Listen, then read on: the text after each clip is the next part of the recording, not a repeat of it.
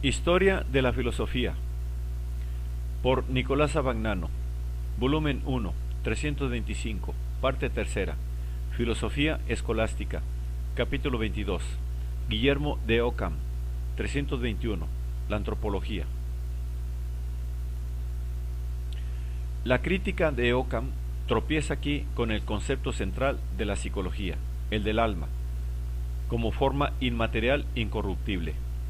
Nuestra vida espiritual nos es dada por la experiencia. Mediante la intuición conocemos directamente los pensamientos, las voliciones, nuestros estados interiores. Pero el conocimiento intuitivo nada nos dice de una pretendida forma incorruptible, que forme el sustrato al que sean inherentes nuestros estados de conciencia. Ni tampoco se llega a este sustrato con el razonamiento, porque toda demostración en este sentido es dudosa y poco concluyente. El que sigue la razón natural, dice Ockham, admitiría solamente que experimentamos en nosotros la intelección, que es el acto de una forma corpórea y corruptible, y consecuentemente diría que una forma así podría ser recibida en la misma materia.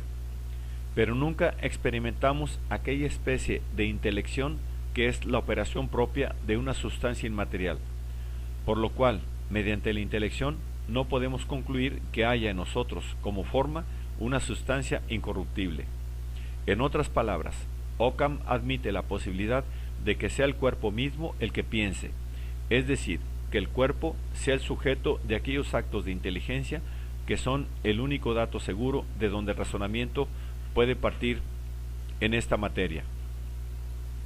Aquel concepto del entendimiento agente que tanto había fatigado al aristotelismo árabe y latino, es eliminado sin más por Ockham como inútil para explicar el funcionamiento del conocimiento.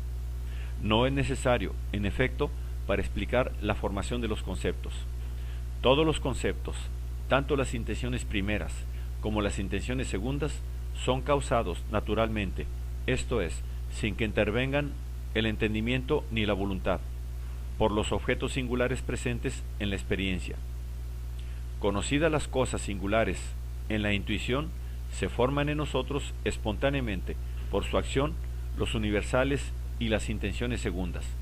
Si, por ejemplo, le acontece a uno ver dos cosas blancas, abstrae de ellas la blancura que tienen en común, lo cual quiere decir que la noción de aquellos dos objetos causa en él naturalmente, como el fuego causa el calor, una tercera noción distinta, que es el concepto de lo blanco. Se trata, pues, de un proceso natural, esto es, necesario, o sea, independiente de cualquier intervención contingente, que tiene su punto de partida en la realidad dada por la experiencia y su punto de llegada en la espontaneidad del entendimiento. El entendimiento agente no tiene en ello ninguna parte, ni tampoco le pertenece la función de dirigir la formación de los juicios, tendiendo a formar un juicio verdadero más bien que falso, afirmativo más bien que negativo. El entendimiento agente no podría actuar sino de una manera uniforme y constante en todo tiempo y en cualquier circunstancia, y debería, por consiguiente, dar lugar indiferentemente a proposiciones verdaderas o a proposiciones falsas, o a entrambas, sin tender, por su parte, hacia las unas ni hacia las otras. Se requiere, en cambio, aquí una causa no natural, sino libre, cual es la voluntad, que dirige la atención del hombre y gradúa su esfuerzo. El entendimiento agente es, pues, inútil en toda la línea. Entre la voluntad y el entendimiento, Ockham establece una simple diferencia de nombres. En realidad, son idénticos entre sí y con la esencia del alma. No basta para establecer su diversidad la diversidad de sus actos, ya que los actos del entendimiento son entre sí diversos, ni basta para distinguirlos la diversidad en su modo de actuar, en cuanto que el entendimiento actúa necesariamente y la voluntad libremente, ya que esta diversidad no implica una diversidad de principio. Por ejemplo, la voluntad divina respecto al Espíritu Santo es principio necesario. Respecto a la criatura es principio libre, pero no por esto incluye ninguna diversidad. La voluntad es libre. Por libertad entiende Ockham la libertad de poner indiferente y contingentemente cosas diversas, de manera que se pueda causar o no causar el mismo efecto, sin que nada cambie, excepto esta misma facultad. La libertad se entiende, pues, por él como un puro y simple arbitrio de indiferencia. No hay otro significado de la palabra libertad según Occam. Si se admite que la voluntad esté de alguna manera determinada, será determinada precisamente en el sentido de cualquier otra cosa natural, y no bastará para diferenciar su determinación la diversidad de su naturaleza respecto a la de las cosas naturales. Aún las cosas naturales tienen naturalezas diversas y con todo el modo de su determinación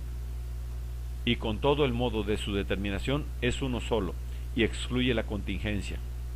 La libertad del querer no es demostrable con el razonamiento, pero resulta evidente por la experiencia, ya que el hombre experimenta en sí mismo que cuando la razón le sugiera algo, la voluntad puede quererlo o no quererlo.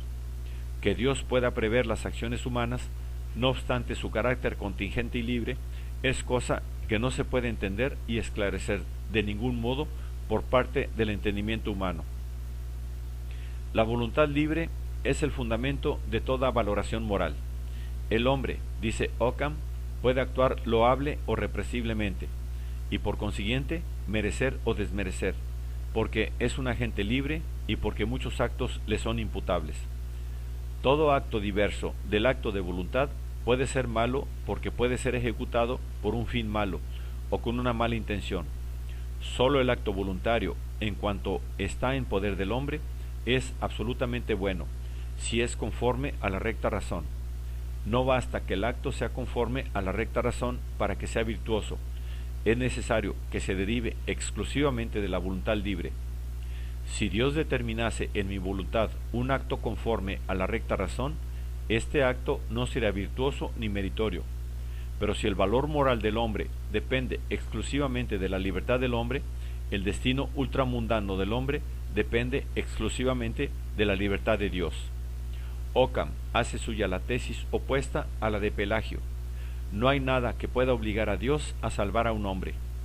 Él concede la salvación solo como gracia y libremente, aunque de potencia ordinata, no puede regularse más que según las leyes que él mismo voluntariamente y contingentemente ha ordenado. Pero Occam saca de la libertad de elección divina, que puede predestinar a condenar a quien quiere, independientemente de los méritos humanos, una consecuencia paradójica. No es contradictorio que Dios juzgue como meritorio un acto falto de cualquier disposición sobrenatural, así como Él acepta voluntaria y libremente como meritorio cualquier acto inspirado por la disposición sobrenatural de la caridad. Así puede aceptar igualmente un acto voluntario que esté falto de tal disposición. Esto significa que la salvación no está cerrada al que vive solamente según los dictámenes de la recta razón. No es imposible, dice Occam, que Dios ordene que aquel que vive según los dictámenes de la recta razón y no cree nada que no le sea demostrado por la razón natural sea digno de la vida eterna. En tal caso, puede también salvarse aquel que en la vida no tuvo otra guía que la recta razón. Es esta una frase que pone a Occam más allá de la Edad Media. La fe no es ya condición necesaria de la salvación. La libre investigación filosófica confiere al hombre tal nobleza que le puede hacer digno de la vida eterna. Que la vida eterna consista en el gozo y posesión de Dios es cosa de pura fe. No se puede demostrar que tal gozo sea posible al hombre. No se puede demostrar que el hombre no pueda verdaderamente reposar sino en Dios. En fin, no se puede demostrar que el hombre pueda, de alguna manera, reposar definitivamente, ya que la voluntad humana, por su libertad, puede siempre tender a otra cosa y sufrir si no la alcanza. La libertad es aquí insatisfacción y limitación de las aspiraciones, lo que Bruno llamará furor heroico. En cuanto al pecado, es una simple transgresión por la voluntad humana del mandamiento de la voluntad divina. Dios no está obligado a nada, por cuanto ninguna norma limita o puede limitar las posibilidades infinitas de su voluntad, pero concurre como causa eficiente en el pecado del hombre. No obstante, el pecado no es imputable a Dios, que no debe nada a nadie, y por esto no está obligado ni a aquel acto ni a aquel opuesto. Dios, por tanto, no peca, aunque sea la causa del pecado humano. La voluntad creada está, en cambio, obligada por el precepto divino y peca cuando lo contraviene. Sin la obligación establecida por aquel precepto, no habría pecado para el hombre, como no lo hay para Dios.